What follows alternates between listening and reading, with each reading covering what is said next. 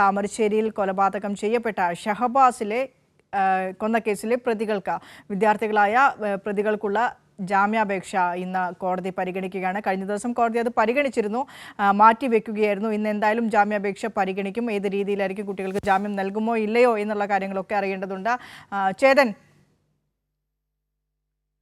വിനിഷ, ഈ താമരശ്ശേരിയിലെ 10ാം ക്ലാസ് വിദ്യാർത്ഥിയായ ഷഹബാസിന്റെ വധക്കേസിലെ കുറ്റാരോപിതർ ആറുപേരാണ് കുറ്റാരോപിതർ. അവരുടെ ജാമ്യാപേക്ഷയിലാണ് വിധി ഇന്ന് കോഴിക്കോട് ജില്ലാ സെഷൻസ് കോടതി പുറപ്പെടുവിക്കുക. രാവിലോടുകൂടി ജാമ്യാപേക്ഷയിൽ വിധി വരുമെന്നാണ് നമ്മളിപ്പോൾ ഈ ഘട്ടത്തിൽ പ്രതീക്ഷിക്കുന്നത്.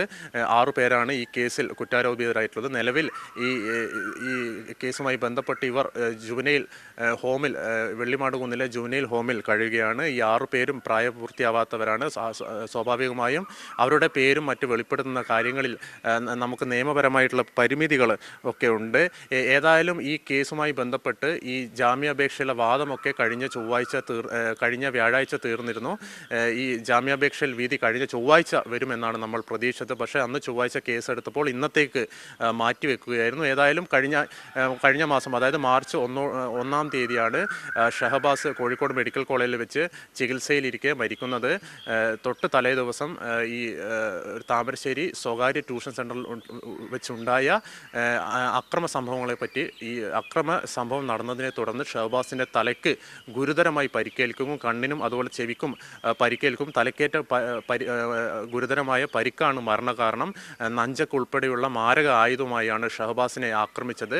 നമുക്കറിയാം, താമരശ്ശേരിയിലെ സ്വകാര്യ ട്യൂഷൻ സെൻ്ററിലുണ്ടായ ഈ ഫെയർവെൽ പാർട്ടി, 10ാം ക്ലാസ്സിൻ്റെ ട്യൂഷൻ ക്ലാസ് കഴിഞ്ഞു, പരീക്ഷയിലേക്ക് കടക്കാൻ പോവുകയാണ്. ഇതുമായി ബന്ധപ്പെട്ട് ഈ ട്യൂഷൻ സെൻ്ററിൽ ഒരു ഫെയർവെൽ പാർട്ടി നടത്തി. ഈ ഫെയർവെൽ പാർട്ടിയിൽ ഉണ്ടായ ചെറിയൊരു തർക്കമാണ് പിന്നീട് ഇത്തരമൊരു ദാരുണമായ ഒരു സംഭവത്തിലേക്ക് നയിച്ചത്. ഈ കേസിൽ നമ്മൾ പ്രധാനമായും എടുത്തു പറയേണ്ടത് ഇതിൻ്റെ ഗൂഢാലോചന തന്നെയാണ്. അതായത് ഈ പ്രതികളെല്ലാം നേരത്തെ ഞാൻ സൂചിപ്പിച്ച പോലെ 18 വയസ്സിന് താഴെയുള്ളവരാണ്. പക്ഷെങ്കിൽ നമ്മൾ ഈ കേസിനെ എടുത്തു കാണേണ്ടത് വളരെ പ്ലാൻ ചെയ്ത്, അതായത് ആദ്യം ഈ ഫെയർവെൽ പാർട്ടിക്ക് ശേഷം ചെറിയൊരു വഴക്കുണ്ടാവുന്നു. അതിനുശേഷം അധ്യാപകർക്ക്, അവിടുത്തെ ട്യൂഷൻ ക്ലാസ്സിലെ അധ്യാപകർക്ക് ഇടപെട്ട് രംഗം ശാന്തമാക്കുകയായിരുന്നു. പിന്നീട് ഈ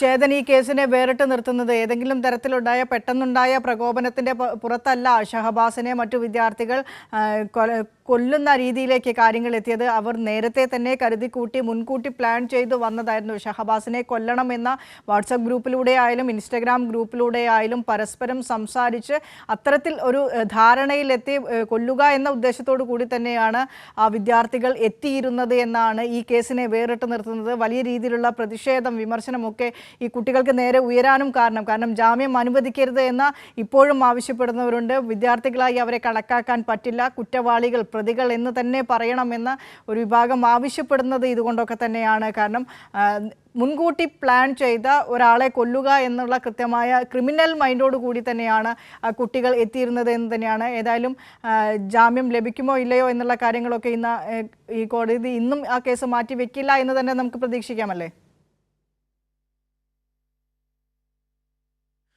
അന്തിമ വിധി പുറപ്പെടുവിക്കുന്നതായിരിക്കും. കഴിഞ്ഞ ദിവസം ഞാൻ പറഞ്ഞു ചൊവ്വാഴ്ച വിധി പറയാൻ വെച്ചതായിരുന്നു. പക്ഷെങ്കിൽ പിന്നീട് ചില കാരണങ്ങളാൽ ഇന്നത്തേക്ക് മാറ്റുകയായിരുന്നു. എന്തായാലും വിനിഷ സൂചിപ്പിച്ച പോലെ നമ്മളെല്ലാവരും ഭീതിപ്പെടുത്തുന്നത് ഒരു ഈ 18 വയസ്സ് താഴെയുള്ളൂ, 15 വയസ്സേ ഉള്ളൂ ഈ കുറ്റാരോപിതർക്ക്.